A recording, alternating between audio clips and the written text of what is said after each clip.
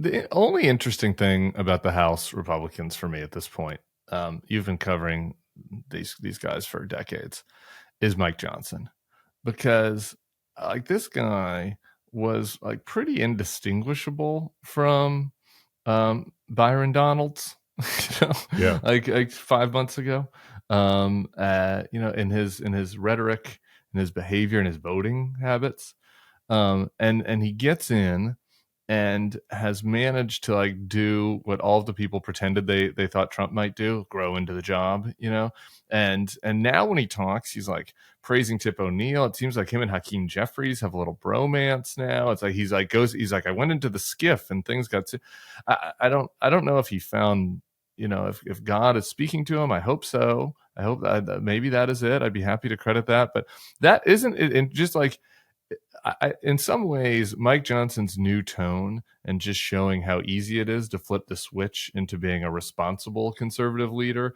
actually makes these clowns look even worse in a lot of ways. Does that make sense to you?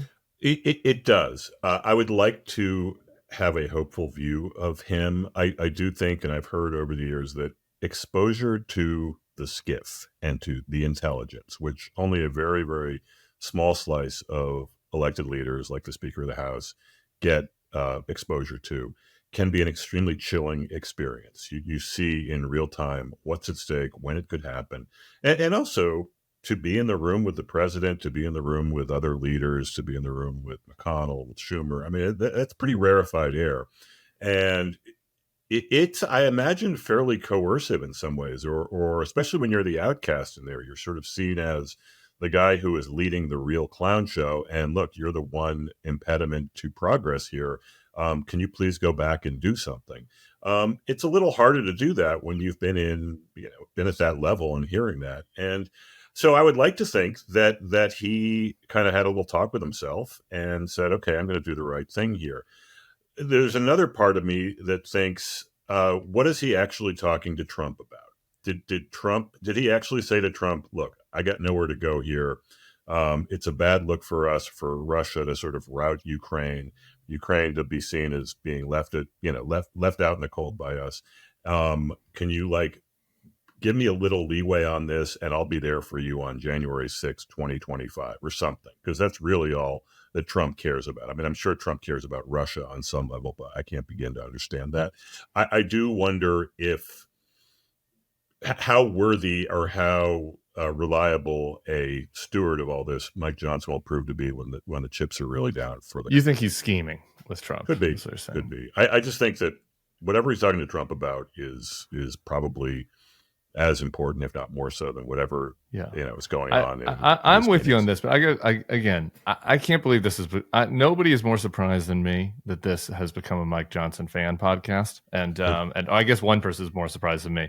Mike Johnson's communications director, a former colleague of mine that I ripped mercilessly for years on Twitter when he went to work for Donald Trump, Raj Shah. Oh, so Raj in the White House. Yeah, I saw his name out there. Yeah, Raj is communications director, and Raj is pretty smart.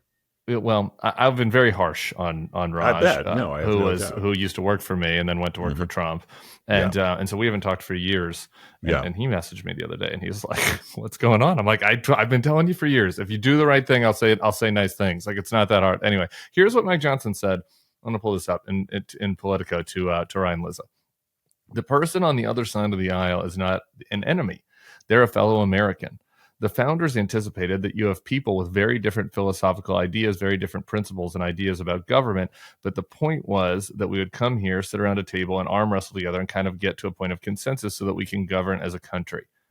I mean, maybe he's full of shit, but it's a breath of fresh air to go back to a time when we have people that are full of shit talking about bipartisanship. I don't know. I'll take that, full of shit. I don't know. What do you think about that? I think so too. Look, even if it's just a feint, I mean, I think, first of all, I just want to say that the Reagan-Tip O'Neill friendship thing is bullshit. Yeah, well, actually, Mike Johnson also mentioned this in the same Political interview. He said Tip O'Neill goes to the hospital and kisses him on the forehead. Johnson said, they didn't agree on almost anything, but they had respect for one another. I think we got to get back to that. There we go. Okay, but you're saying that's apocryphal? A little bit. They were not as close as everyone says. There's this gauzy nostalgia that people look to. It's like, oh, you can reach across the aisle. After hours, Tip O'Neill and Ronald Reagan would have beers together. Not really true, because Ronald Reagan didn't drink a lot of beer. And it did happen maybe once. And the kissing on the head thing, I'd never heard before. I don't know if that's made up. How do you do that? Like you're visiting the president of the United States after he's been shot, and you kiss him on the head? Like what? Why? I mean, it's cute, but I didn't buy that. I'm calling bullshit on that. But I think the larger point. We have a really high educated audience and listenership, and a well-read listenership. So I'm gonna have people dig into the Tip O'Neill Ronnie kiss, and we'll report back on Monday's podcast about the provenance of that kiss.